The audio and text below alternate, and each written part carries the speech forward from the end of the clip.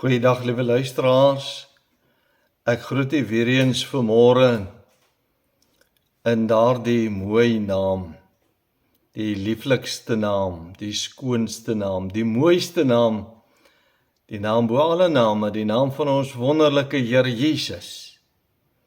Ja vriende, vanmôre is op 'n ander manier 'n baie belangrike boodskap waaroor ek met u wil praat.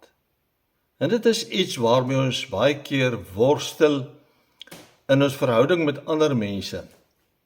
Ons sukkel om mense te vergewe, ander sukkel om ons te vergewe. Ons ervaar dit soms moeilik om iemand vry te spreek. Iemand anders sukkel soms om ons vry te spreek oor iets wat daar tussen ons gebeur het. En net so wonder ons baie keer, het die Here my werklik vergewe van al my sondes? Kan ek sê die Here het my vrygespreek? Hoe weet ek die Here het my vrygespreek van my slegte verlede, van al die lelike dinge wat ek al aan ander mense gedoen het, wat ek dalk aan geliefdes gedoen het? En dit is so belangrik dat ons moet verstaan, die Here vergewe. Maar hoe vergewe die Here ons? En hoe sal ons weet die Here het ons vergewe en ons vrygespreek? En daarom praat ek vanmôre oor hierdie onderwerp, naamlik goddelike vergifnis. Leer ken vanmôre God se vergifnis. En ek lees vanmôre vir u 'n baie spesiale gedeelte in 1 Korintiërs 6 vers 1 tot 11, waar Paulus oor hierdie saak praat. Kom ons lees sommer dan van die eerste vers tot die 11de vers. Paulus skryf, hy sê, durf iemand van julle wat 'n saak teen 'n ander het, gaan reg soek voor die onregverdiges en nie voor die heiliges nie. Ons gaan na die wêreld toe, nou soek daarso antwoorde, en wil hê hulle moet beslis oor ons sake, terwyl die Here sê, ons moet na kinders van die Here toe gaan en vra om te beslis oor 'n saak wat vir ons belangrik is. Vers 2, weet julle nie, dat die heiliges die wêreld sal oordeel nie? En as die wêreld deur julle geoordeel word, is julle dan onbevoeg vir die geringste regsaake? Ons is daar om te kan beslis oor belangrike sake, sê hy. Weet julle nie dat ons engele sal oordeel nie? Hoeveel te meer die alledaagse dinge? As julle dan alledaagse regsaake het, moet julle die persone daaroor laat sit, wat in die gemeente die minste geag word. Paulus sê iets baie belangrik, hy sê, gebruik die mense wat die geringste geag word in die gemeente, om te beslis oor belangrike sake. Maar ons doen nie so nie, ons gebruik gewoonlik die belangrikstes in die gemeente, om beslissings te maak. Vers 5, ek sê dit tot julle beskaming, is daar dan nie eens een wyse onder julle, wat uitspraak sal kan doen tussen sy broeders nie. Maar gaan die een broeder met die ander na die regbank, en dit voor ongelowiges, dan is dit al werklike gebrek onder julle, dat julle regsaake met mekaar het. Waarom lei julle nie liewer onreg nie? Waarom laat julle nie liewer berowe nie? Maar julle doen onreg en pleeg roof, en dit aan broeders. En nou kom ons by vanoggend se boodskap. Hy sê, of weet julle nie, dat die onregverdiges die koninkryk van God nie sal beerwe nie. Moenie dwaal nie, geen oreerders, of afgodedienaars, of egbrekers, of wellustelinge, of sodomiete, of diewe, of gierigaards, of dronkaards, of kwaadsprekers, of rowers, sal die koninkryk van God beerwe nie. En dit was sommige van julle. Maar julle het julle laat afwas. Maar julle is geheilig. Maar julle is geregverdig in die naam van die Here Jesus en die Gees van onsse God. Ons lees net tot sover saam uit die wonderlike en onfeilbare woord van God. Kom ons bid net saam. Vader, terwyl ons vanmôre hierdie skrifgedeelte gelees het, waar Paulus vir ons gesê het, Ons gaan na ongelowiges om te beslis oor ons regsaake, terwyl ons na ander kinders van die Here toe moet gaan. Hy sê iets baie belangrik, wat ek vanmôre opnuut gelees het, waar hy sê, as daar 'n regsaak is, of 'n belangrike saak is, gebruik die mense wat die geringste in die gemeente is om 'n beslissing te maak. Ons doen nie so nie. Ons gebruik gewoonlik die belangrikstes in die gemeente. Vergewe ons daarvoor. Here het vanmôre deur die pen van Paulus tot ons harte gespreek, ook oor die feit dat sekere mense dink, hulle kan in hulle sonde voortgaan, en God sal hulle vergewe, en hulle sal steeds die koninkryk van die hemele beerwe. Kom praat met ons, Here, oor die saak van vergifnis, goddelike vergifnis. Hoe vergewe U ons? En wanneer vergewe U ons? Praat met ons deur die woord, en word U verheerlik in Jesus se naam. Amen. Nou vriende, ek hou weer aan U twee baie belangrike verse voor uit ons geleesde gedeelte, en dit is 1 Korintiërs 6 vers 10 en 11. En hoor wat skryf Paulus daar. Hy sê, moenie dwaal nie. Moenie dwaal nie beteken, moenie laat jou eie gedagtes jou mislei nie. Hy sê, geen oredes, of ons kan sê, geen afgodedienaars of egbrekers, of wellustelinge, dit is mense wat seksueel losbandig is, of sodomiete, homoseksueles, of diewe, of gierigaards, of dronkaards, of kwaadsprekers, of rowers sal die koninkryk van God beerwe nie. Geen een van hierdie mense wat hier gelys is, sal die koninkryk van God beerwe nie. Maar nou sê hy iets baie belangrik, hy sê, en dit was sommige van julle. Maar julle het julle laat afwas. Maar julle is geheilig. Maar julle is geregverdig in die naam van die Here Jesus en deur die Gees van ons God. En ja, ek praat natuurlik met u onder hierdie baie interessante en baie belangrike onderwerp of tema, naamlik goddelike vergifnis. Hoe vergewe God? Die Here het my baie duidelik gelei om vanmôre met u te praat oor hierdie baie belangrike onderwerp, naamlik goddelike vergifnis. Die Here Jesus het ons baie geleer tydens sy aardse bediening om ander mense te vergewe en hoe om ander te vergewe wat een of ander onreg aan ons gedoen het, sodat ons ook vryspraak van ons eie sondes kan ontvang. Ek lees vir u Matteus 6 vers 9 tot 13. Daar leer die Here Jesus ons hoe om te bid. Hy sê, so moet julle dan bid. Onse Vader wat in die hemele is, laat u naam geheilig word. Laat u koninkryk kom. Laat u wil geskied, soos in die hemel en net so ook op die aarde. Gee ons vandag ons daaglikse brood en vergeef ons skulde soos ons ook ons skuldenaars vergewe. En lei ons nie in die versoeking nie, maar verlos ons van die bose, want aan U behoort die koninkryk en die krag en die heerlikheid tot in ewigheid. Amen. Dit word ook bevestig aan ons in ander skrifte, in Efesiërs 4 vers 32. Ek wil net weer vir u lees wat staan daar in die 12de vers van Matteus 6. Daar staan geskryf, en vergeef ons skulde, soos ons ook ander skuldenaars vergewe. En natuurlik word dit op ander plekke in die skrif bevestig, Efesiërs 4 vers 32 wat sê, maar wees vriendelik en vol ontferming teenoor mekaar, en sê, en vergeef mekaar soos God ook in Christus julle vergewe het. Vergeef mekaar.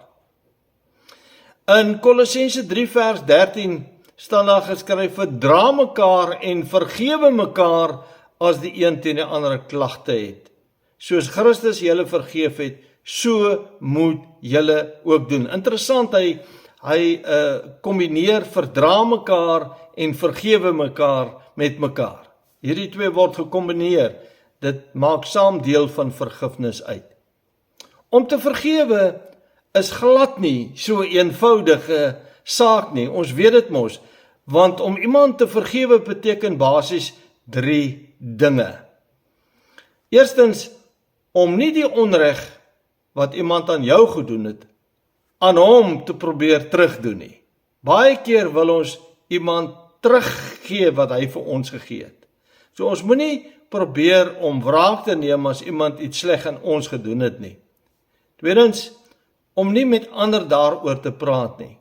Hou dit vir jouself as daar iets was tussen jou en iemand anders. Moenie daardie persoon beskinder nie. Derdens, om dit agter jou rug te sit en verkieslik nie verder daaraan te dink nie. Vra die Here om dit agter jou rug te sit en selfs nie daaroor te dink en verder daaroor te praat nie. Dit is nie so maklik nie. Maar die Here Jesus het ons ook geleer om sonder voorwaarde en onbeperk te moet vergewe. In ander woorde, ons moet nie eers daaroor redeneer nie en sê, ons wonder of ons jou kan vergewe. Ek wonder of ek jou kan vergewe en hoe gaan ek jou vergewe? Maar ons moet ook onbeperk vergewe. Met ander woorde, hy het ons geleer hoe om ander onvoorwaardelik te kan vryspreek.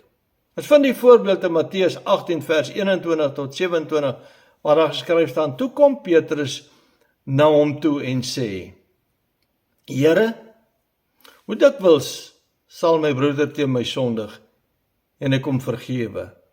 Tot 7 maal toe?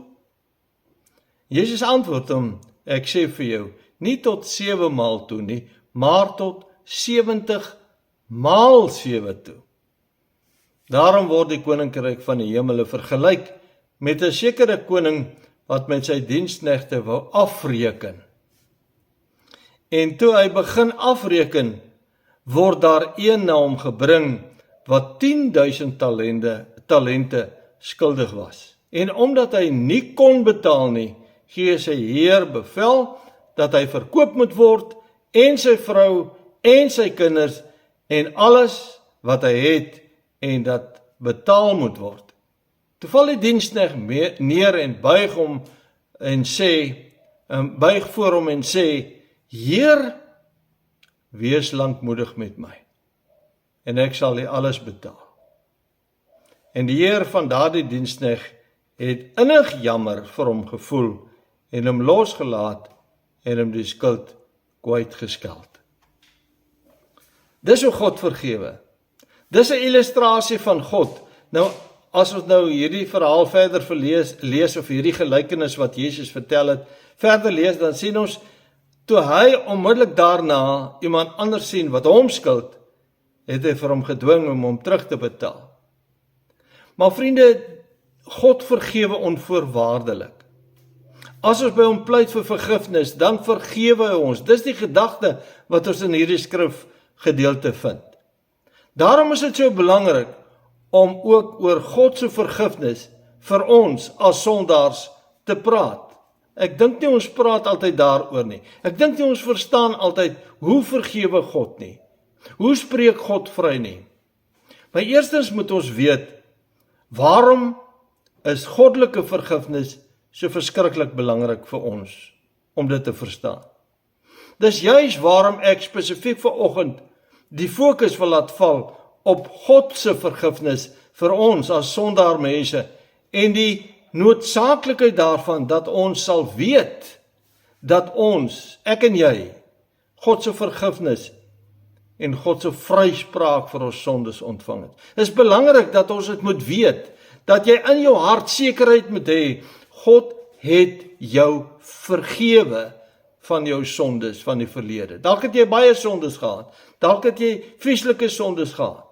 Ander het dit nie sulke groot sondes nie, maar elkeen van ons moet God se vryspraak ontvang. En hoe ons verseker sal weet dat God ons vergewe en vrygespreek het van ons sondes. Dit is belangrik dat ons verseker daarvan moet weet, want sonder sekerheid van goddelike vergifnis kan ons ook nie sekerheid van saligheid ontvang nie, vriende, want hoe ontvang 'n mens innerlike vrede as jy nie weet dat die Here jou waarlik jou sondes vergewe het nie. Net so belangrik, dit vir jou en vir my is om te weet dat iemand ons vergewe het, as ons iets sleg aan hom of haar gedoen het, 'n onreg aangedoen het, groot hartseer aan iemand gedoen het. Dit is vir ons belangrik om te weet dat daardie persoon my vergewe. Dit is belangrik om te weet dat daardie persoon my vrygespreek het. Ek wil dit weet. Ek wil weet as ek iets aan my vrou of aan iemand anders gedoen het, en ek het vergifnis gevra, ek wil weet dat hulle my vergewe het en vrygespreek. Dit is vir my belangrik. En net so is dit belangrik vir ons om te weet, God, die almagtige Vader, het ons ook vergewe en het ons ook vrygespreek van al ons sondes, en dat ons met die Vader versoen is deur Jesus. Dit is vir ons belangrik om dit te weet. As dit nie vir jou belangrik is nie, dan verstaan ek dit nie, want dit moet vir ons belangrik wees om te weet, God het my vergewe. Ek weet mense worstel soms om hulle self te vergewe oor iets wat hulle aan iemand anders gedoen het. En daarom is dit so uiters belangrik om te weet, God het jou vergewe, sodat jy daardie innerlike vrede in jouself kan ontvang. Ons moet vrede ontvang met God. En ons kan dit alleen ontvang as ons weet die Here het ons vergewe. Onthou altyd, God vergewe onvoorwaardelik. Hy vergewe nie soos ons as mense vergewe nie. Ons is geneig om te vergewe en te sê ons het vergewe, maar wanneer ons weer met iemand in aanraking kom, dan herhaal ons weer hierdie dinge. Veral wanneer ons dalk weer in 'n konfliksituasie kom, dan herhaal ons uit die verlede dinge wat ons sê ons het vrygespreek of vergewe. En daarom gaan ek vir u uit die woord van die Here, uit die skrif vanmôre wys, hoe en wanneer vergewe die Here ons. Nou eerstens gaan ons kyk, hoe het goddelike vergifnis in die Ou Testament plaasgevind? Want Jesus was nie daar nie. Daarom moet ons kyk na die Ou Testament. Ons ontvang nou as Nuwe Testamentiese heiliges ons vergifnis en reiniging deur Jesus. Maar in die Ou Testament was Jesus nie daar nie. Maar daar was altyd 'n middelaar tussen God en die mense, of tussen God en die volk Israel, wat moes intree by die Here, en dit was natuurlik die hoëpriester van die volk, wat eenmaal 'n jaar in die allerheiligste van die tempel ingegaan en vir die volk se sondes versoening gedoen het voor God. 'n Hoëpriester wat daar in die allerheiligste daar ingegaan het, hy het eers sy eie sondes voor God versoen deur 'n offer te bring, maar dan het hy ook vir die volk ingetree, een keer 'n jaar, vir die volk se sondes. Maar daar is ook 'n groot en 'n wonderlike gedagte om te weet dat ek en jy ook 'n hoëpriester het wat vir ons intree by die Vader vir ons sondes. En eenmaal ingetree het en steeds vir ons intree. Daardie hoëpriester is natuurlik Jesus Christus, die Seun van God, die sondelose, die volmaakte, want net Jesus is sondeloos en volmaak. En Hebreërs 7 beskryf dit vir ons. Ek lees vir die Hebreërs 7 vers 27 en 28, daar staan, wat nie elke dag nodig het, soos die hoëpriesters, die aardse hoëpriesters, om eers vir sy eie sondes offers te bring, en dan vir die van die volk nie. Die aardse priesters het hulle eie sondes gehad, so hulle moes eers 'n offer bring, en vir hulle eie sondes dan betaal. En hulle kon net een keer 'n jaar in die allerheiligste van die tempel ingaan en vir die sondes van die volk versoening doen. Jesus is nie 'n aardse mens wat vir sy eie sondes eers moet versoening doen en net een keer 'n jaar vir ons sondes kon intree nie. Want dit het hy net eenmaal gedoen toe hy homself geoffer het. Jesus het dit klaar gedoen toe hy homself geoffer het aan die kruis vir ons sondes. Want die wet stel as hoëpriesters aan mense met swakhede. Die aardse hoëpriesters het ook hulle eie swakhede en sondes gehad.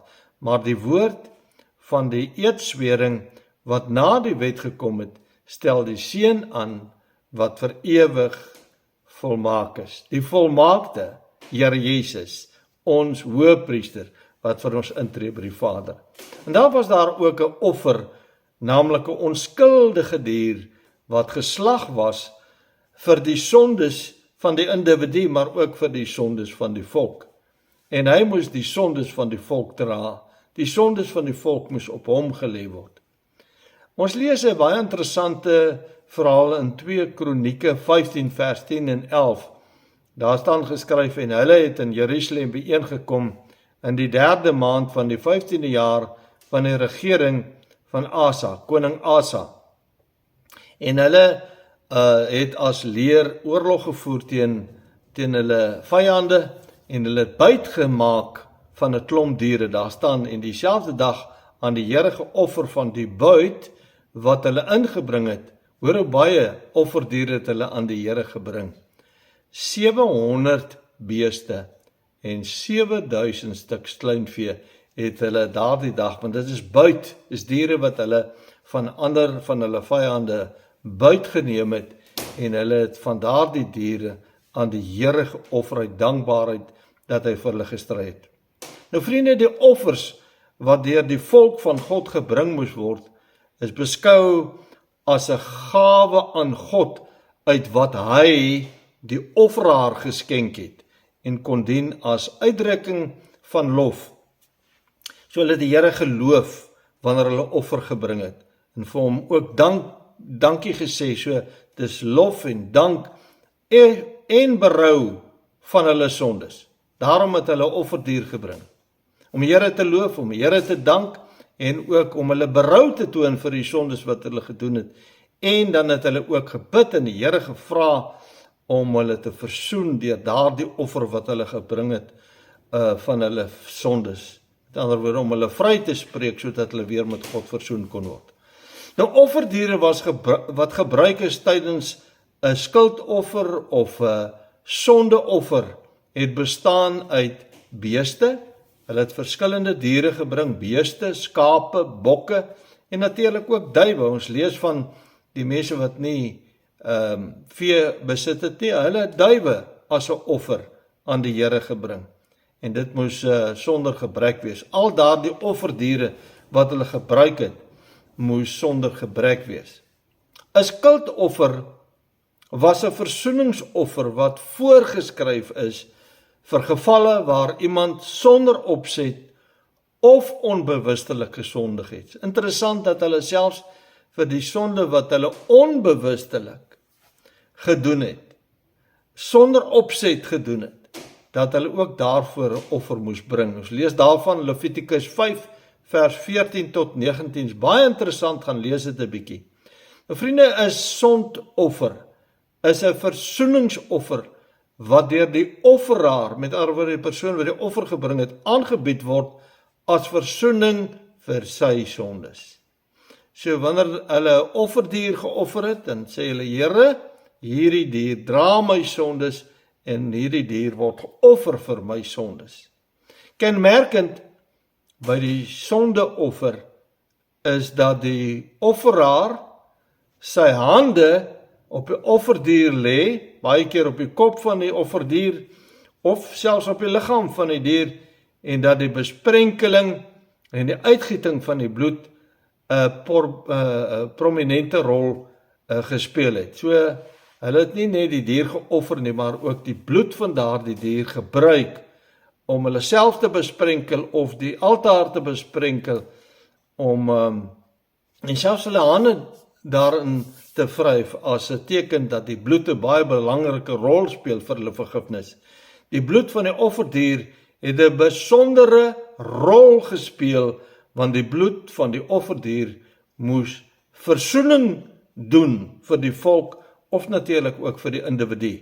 Gaan lees 'n bietjie Levitikus 1 vers 4, Levitikus 4 vers 22 tot 26 en ook Levitikus 5 vers 1 tot 6. Daar is nog meer skrifte, ek noem net 'n paar. Die bloed is dus gebruik vir die reiniging en die toewyding van die mens. Interessant, as die dier sterf, dan word die bloed opgevang, en daardie dier is 'n teken van dat daardie dier gesterf het, dat daardie dier gelei het vir die mens se sondes. In bepaalde gevalle is dit ook aan die mens vir wie daar versoening gedoen is met die bloed van die offerdier, is die mens gesmeer of is hy daarmee besprenkel. Ons lees daarvan in Levitikus 8 vers 22 tot 24, Levitikus 9 vers 9 en Levitikus 16 vers 14 tot 19. Nou die bloed was natuurlik 'n duidelike heenwyse na die bloedoffer wat Christus as die offerlam van God vir ons sondes aan die kruis op Golgotha sou bring, want daar is Jesus se liggaam vir ons gebreek, soos nagmaal gebruik en sê ons dit gereeld, sy liggaam is vir ons gebreek en sy bloed het vir ons gevloei, sy bloed is vir ons gestort, sodat ons volkome vrygekoop kan word en losgekoop kan word van die sonde wat op ons rus en die sonde wat ons gedoen het. So Jesus was dan die volmaakte offerlam, die offerlam van God. Maar hoe vind goddelike vergifnis in ons lewe plaas? Ons het nou gekyk na die Ou Testament, maar in jou en my lewe, ons leef nou in die Nuwe Testamentiese bedeling. Hoe ervaar ons God se vergifnis? Presies, soos ons vanmôre gelees het in ons skriflesing, in 1 Korintiërs 6 vers 10 en 11. Ek lees dit weer vir u, daar staan, moenie dwaal nie, moenie jou laat mislei nie, geen hoereders, of geen afgodedienaars, of geen egbrekers, of geen wellustelinge, of geen sodomiete, of geen diewe, of gierigaards, of dronkaards, of kwaadsprekers, of verrouwers, sal die koninkryk van God beerwe nie. So in jou sonde kan jy nie hemel toe gaan nie, daar moet iets gebeur, en dis belangrik om dit te verstaan. En nou sê in vers 11, en dit was sommige van julle, ek was ook 'n sondaar, ek het ook lelike, vieslike dinge gedoen, dinge waaroor ek te skaam is om te praat, en dit was sommige van julle, maar wat het gebeur? Maar julle het julle laat afwas. Hoe word ons afgewas?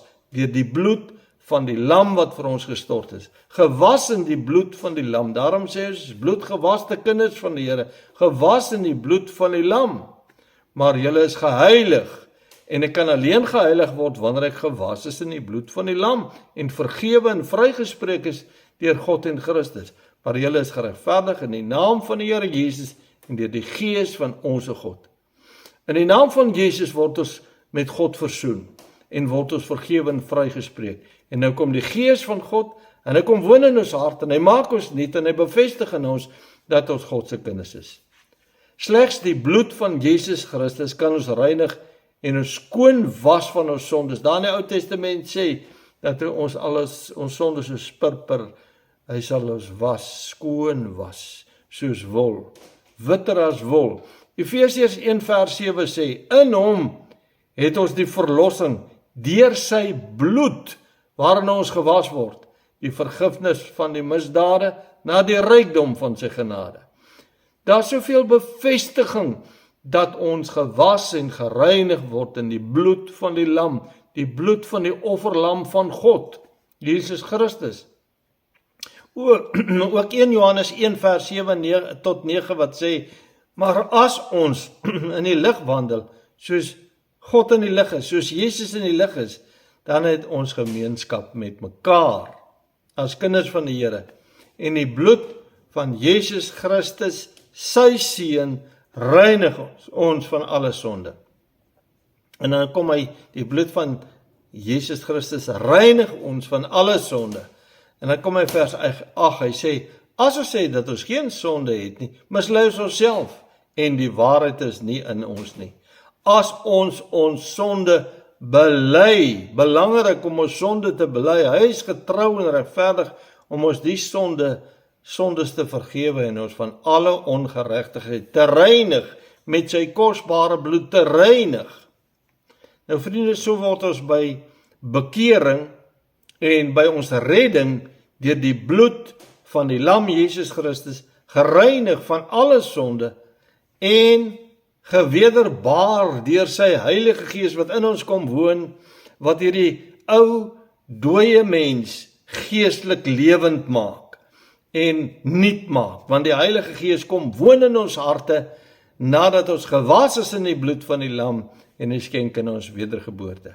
Ons word nuut gebore en nuwe skepsele gemaak deur die werking van die Heilige Gees. 1 Korintiërs 6 vers 10 of vers 11, ek lees dit weer, en dit was sommige van julle, maar julle het julle laat afwas deur die bloed van die lam, Jesus Christus. Gewas in die bloed van die lam, maar julle is geheilig, omdat julle gewas is deur die bloed van die lam, maar julle is geregverdig in die naam van die Here Jesus, en deur die Gees van onze God, die Heilige Gees. Kom in ons harte, Heilige Gees maak ons nuut, skenk in ons wedergeboorte, dooie mens wat geestelik dood was, maak hy lewend, en nou lewe ons vir Christus as 'n nuwe skepsel, wat die Here wil dien en hom wil behaag. Maar laastens gaan ons kyk, wat is die resultaat, of wat is die seën van goddelike vergifnis? Vriende, daarom is dit belangrik om God se vergifnis vir jou sondes te ontvang, want daar is 'n seën daarop. Eerstens ontvang ons sekerheid van saligheid. Ons ontvang, soos ek in die begin gesê het, of in die boodskap gesê het, ons ontvang innerlike vrede, sekerheid van saligheid, daardie innerlike vrede wat alle verstand te bowe gaan, wat niemand kan verstaan nie. Iets het in my lewe gebeur toe die Here my siel gered het. Iets het in my lewe gebeur toe ek vryspraak van my sondes ontvang het. Die Heilige Gees het my 'n nuwe skepsel gemaak en ek het geblom vir die Here. Maar ons ontvang ook die belofte dat God ons volkome vergewe en vrygespreek het van al ons sondes. Nou vriende, net ware, wedergebore en bloedgewaste kinders van die Here kan daardie belofte aanvaar en hulle eie maak dat God hulle vergewe het. Elke mens moet na Jesus toe kom en bely sy sonde, hy is verlore. Jesus aanneem as sy verlosser en saligmaker en vra, Here vergewe my, spreek my vry. En eers dan kan jy die belofte aanvaar dat Christus jou vrygespreek het en vergewe het. Kom ons kyk 'n bietjie, wat behels daardie beloftes? Kom ons kyk 'n bietjie, hoe vergewe God ons in sy groot liefde en genade onvoorwaardelik? Die eerste gedagte is, God delg al ons sondes uit. Dit word uitgewis, heeltemal uitgewis. Daar word glad nie meer daarvan rekord gehou nie. Dis die groot gedagte, Jesaja 44 vers 22. Ek delg jou oortredinge uit, soos 'n nevel, en jou sondes soos 'n wolk. Keer terug na my, want ek het jou verlos. Here sê, hy delg ons sondes uit. As dit opgeskryf was in die boek waar God rekord gehou het, is dit uitgewis. Daar's oorgeskryf tetelestai, dit is betaal, dit is volbring. Hy verwyder ons sondes so ver as die ooste van die weste. Vriende, dis die gedagte wat God vir jou en vir my gee. Dis weg. Psalm 103 vers 12 sê, so ver as die ooste verwyder is van die weste, so ver verwyder hy ons oortredinge van ons. Hy vat dit heeltemal weg van ons. Dis net God wat so kan vergewe. Hy werp ons sondes agter sy rug. Agter sy rug. Hoekom? Om nie weer daarna te kyk nie. Nie weer daaraan te dink nie, soos wat ons mense kyk na ander se oortredinge. Kyk na die verlede. Jesaja 38 vers 17 sê, kyk, tot heil het die bitter lyde my geword. Maar u het my siel lief gehad en getrek uit die kuil van vernietiging, want u het al my sondes agter u rug gewerp. Dawid wat sê, Here, u het al my sondes, Jesaja, verskoon, wat sê, Here, u het al my sondes agter u rug gewerp. U kyk nie weer daarna nie, u dink nie weer daaraan nie. Hy werp ons sondes weg van ons af, is daar nog 'n bewys in Esegiel 18 vers 31. Vat dit weg van ons af. Vat dit heeltemal weg van ons. Werp al julle oortredinge, waardeur julle oortree het, van julle af weg. en maak vir julle 'n nuwe hart en 'n nuwe gees. Dis God wat dit doen. Want waarom wil julle sterwe, o huis van Israel? Maak dan, nadat hy ons vergewe het, na ons sondes weggevat het, maak hy ons deur sy gees 'n nuwe skepsel. Geef ons 'n nuwe hart en 'n nuwe gees. Dis wedergeboorte. Hy dink nooit weer aan ons sondes nie. Wat 'n wonderlike gedagte. Ek en jy dink aan ons eie sondes baie keer. Ek en jy dink aan ons konflik tussen ander mense, al het ons hulle vrygespreek en vergewe. Die Here is nie so nie. Jesaja 43 vers 25 sê, ek is dit wat jou oortredinge uitdelg, om my ontwil en aan jou sondes dink ek nie. Psalm 32 vers 1 sê, 'n psalmdigter van Dawid, onderwysing, welgeluksalig is hy wie se oortredinge vergeef is en wie se sondes bedek is. Nou wil ek vir u sê, so bedek die Here ons sondes met die bloed van die lam Jesus Christus. Wanneer hy na ons kyk, dan sien hy nie meer my as sondaar nie. Hy sien my as 'n bloedgewaste kind van God. En ons word bedek deur die bloed van die lam. Al ons sondes is in en deur Jesus weggeneem en versoen en word onder sy bloed bedek. Ek lees vir u Johannes 1 vers 29. Die volgende dag sien Johannes Jesus na hom toe kom en hy sê, daar is die lam van God wat die sondes van die wêreld wegneem. Jesus het jou en my sondes weggeneem. Hy bedek ons onder sy kosbare bloed. Ons word beskut onder die bloed van die lam. Kan u getuig, my liewe vriende? U wat na hierdie boodskap geluister het, kan u getuig dat hy al voor Jesus bely het dat hy 'n sondaar is. Dis so belangrik dat ons voor Jesus moet gaan kniel en bely dat ons 'n sondaar is, dat ons verlore is omdat ons in sonde gebore word.